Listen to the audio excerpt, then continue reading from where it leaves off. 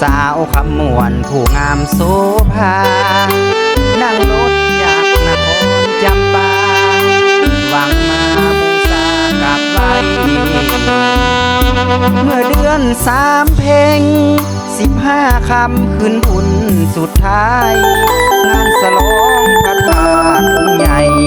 ผู้คนหลั่งไหลเนืองนองได้พบเนื้อทอง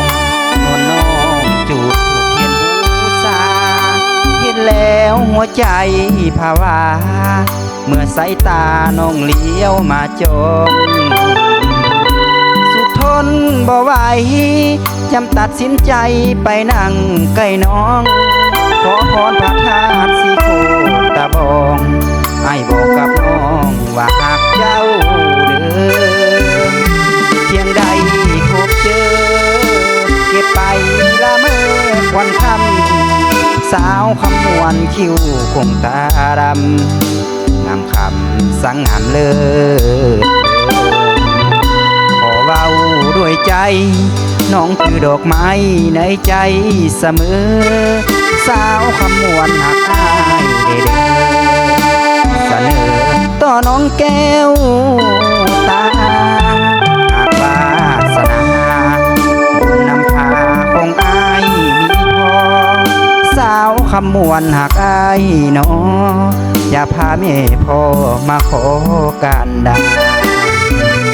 สมดังคาดไว้ได้น้องปิ่นไทยแห่งเมืองจำปาคงสมใจอายปรารถนาได้น้องแก้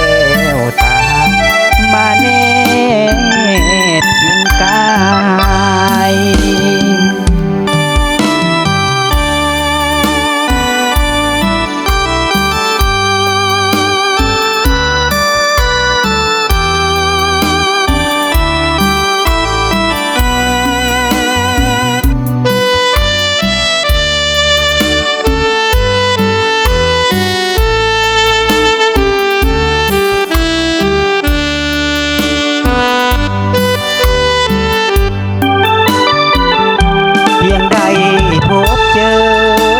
เก็บไปละเมอควันคำสาวขมวนคิ้วคงตาดำงามคำสังงามเลิศขอเว้าด้วยใจน้องคือดอกไม้ในใจเสมอสาวขมวนหักอายเด้อเสนอต่อน้องแก้วตาหากวาสนาบุญนำพาของอายมีพอสาวขมวนหักอายเนาะอย่าพาแม่พ่อมาขอการดาสมดังคาดไว้ได้น้องเป็นไผแห่งเมืองจำปาคงสมใจอายปรารถนาได้น้องแก้วตา